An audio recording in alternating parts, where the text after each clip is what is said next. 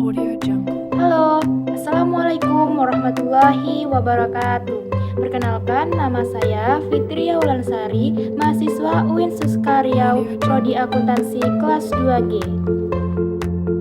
Kali ini saya akan menjelaskan tentang sistem pemerintahan Republik Indonesia dan hubungan antara lembaga negara Republik Indonesia. Langsung saja, yang pertama ada kekuasaan eksekutif yang dipegang oleh Presiden dan DPR dan DPD. Ketiga, kekuasaan yudikatif yang dipegang oleh Mahkamah Agung. Yang keempat, hubungan antara lembaga-lembaga negara berdasarkan Undang-Undang Dasar 1945. Adapun yang A, hubungan antara MPR dan Presiden.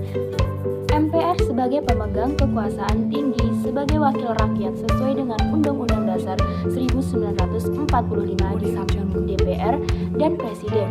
Hal ini berdasarkan ketentuan dalam Undang-Undang Dasar 1945 bahwa baik Presiden maupun MPR dipilih langsung oleh rakyat. Berbeda dengan kekuasaan MPR, menurut Undang-Undang Dasar 1945, sebelum dilakukan perubahan Undang-Undang Dasar 1945 yang memiliki kekuasaan tertinggi dan mengikat serta memberhentikan Presiden dan Wakil Presiden.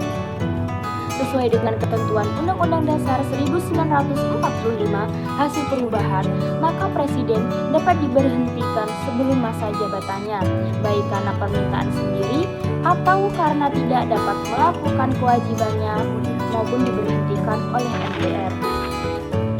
B. Hubungan MPR dan DPR. MPR terdiri atas anggota-anggota DPR dan anggota-anggota DPD yang dipilih melalui pemilihan umum. Dengan demikian, seluruh anggota MPR menurut Undang-Undang Dasar 1945 dipilih melalui pemilihan umum. Mengingat kedudukannya sebagai penjelmaan seluruh rakyat Indonesia dan untuk menegakkan martabat dan kewibawaannya, maka MPR menyelesaikan masalah-masalah yang bersifat mendasar, yang bersifat struktural dan memiliki kekuasaan untuk mengubah Undang-Undang Dasar, maka DPR dan MPR harus melakukan kerjasama yang simultan dalam melakukan pengawasan terhadap jalannya pemerintahan yang dilakukan oleh Presiden. Hubungan antara DPR dan Presiden. DPR dan Presiden sebagai sesama lembaga dan sesama anggota badan legislatif bersama-sama mempunyai tugas antara lain membuat undang-undang dan menetapkan undang-undang tentang anggaran pendapatan dan belanja negara. Membuat undang-undang berarti menentukan kebijakan politik yang diselenggarakan oleh presiden atau pemerintah. Menetapkan budget negara pada hakikatnya berarti menetapkan rencana kerja tahunan. DPR melalui anggaran belanja yang telah disetujui dan mengawasi pemerintah dengan efektif. Di dalam pekerjaan untuk membuat undang-undang, maka lembaga-lembaga negara lainnya dapat diminta pendapatnya. DPR mempunyai beberapa wewenang sebagai berikut. Yang pertama, menurut Undang-Undang Dasar 1945, yang pertama hak budget, yaitu hak untuk menyusun rencana anggaran pendapatan dan belanja negara. B. Hak inisiatif, yaitu hak untuk mengusulkan rancangan undang-undang. Yang kedua, menurut Undang-Undang Dasar 1945 hasil perubahan. Yang pertama, hak amandemen. Yang kedua, hak interpelasi. Yang ketiga, hak bertanya. Yang keempat, hak angket. Yang D. Hubungan antara DPR dengan menteri-menteri. Hubungan kerjasama antara Presiden dan DPR juga harus dilaksanakan dalam hal DPR menyatakan keberatannya terhadap kebijakan menteri-menteri. Dalam hal ini, sudah sewajarnya Presiden mengganti menteri yang bersangkutan tanpa membubarkan kabinet. Namun, seperti halnya dengan Presiden, menteri-menteri juga tidak dapat dibubarkan dan atau diberhentikan oleh DPR.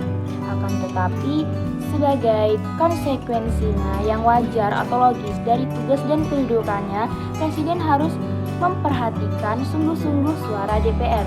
Oleh karena itu, menteri-menterinya juga tidak terlepas dari keberatan-keberatan DPR yang berkaitan dan diberhentikannya menteri oleh Presiden. E. Hubungan Presiden dengan menteri-menteri. Presiden mengangkat dan memberhentikan menteri-menteri negara dan menteri-menteri itu formal tidak bertanggung jawab kepada DPR, melainkan kepada Presiden. karena menteri-menteri adalah pembantu presiden.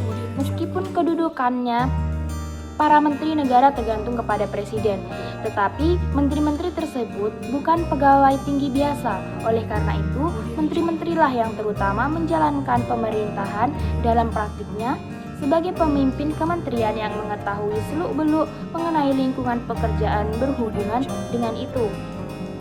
Menteri mempunyai pengaruh besar terhadap presiden dalam menentukan politik negara yang menyangkut kementeriannya. F. Hubungan antara BPK dan DPR. Anggota BPK dipilih oleh DPR dengan memperhatikan pertimbangan DPD dan diresmikan oleh Presiden.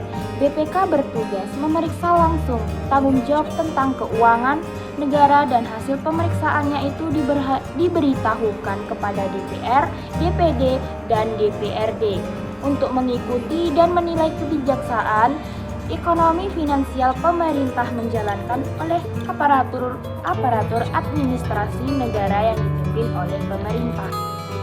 G. Hubungan antara Mahkamah Agung dengan lembaga negara lainnya. Mahkamah Agung berwenang mengadili pada tingkat kasasi, menguji peraturan perundang-undangan di bawah undang-undang terhadap undang-undang, dan mempunyai wewenang lainnya yang diberikan oleh undang-undang. H. Hubungan antara Mahkamah Konstitusi dengan lembaga negara lainnya. I. Mahkamah Konstitusi mempunyai 9 orang anggota hakim konstitusi yang ditetapkan oleh Presiden yang diajukan masing-masing 3 orang oleh Mahkamah Agung, 3 orang oleh DPR, dan 3 orang oleh Presiden. Mahkamah Konstitusi berwenang mengadili pada tingkat pertama dan terakhir yang putusannya bersifat final untuk menguji undang-undang terhadap undang-undang dasar, memutuskan sengketa kewenangan lembaga negara yang kewenangannya diberikan oleh undang-undang dasar, memutuskan pembubaran partai politik, dan memutuskan perselisihan tentang hasil pemilihan umum. Di samping itu, Mahkamah Konstitusi wajib memberikan putusan atas pendapat DPR mengenai dugaan pelanggaran oleh Presiden dan atau Wakil Presiden menurut Undang-Undang Dasar. J. Hubungan antara Komisi Yudisial dengan lembaga negara lainnya. Komisi Yudisial dapat mengusulkan calon Hakim Agung kepada DPR untuk mendapatkan persetujuan dan selanjutnya ditetapkan sebagai Hakim Agung oleh Presiden. Dengan demikian, anggota Komisi Yudisial diangkat dan diberhentikan oleh Presiden dengan persetujuan DPR. Baiklah, itu aja penjelasan dari saya tentang memahami negara, konstitusi, dan warga negara. Semoga dapat dimengerti. Saya Fitri Olansari, mohon pamit undur diri. Assalamualaikum warahmatullahi wabarakatuh.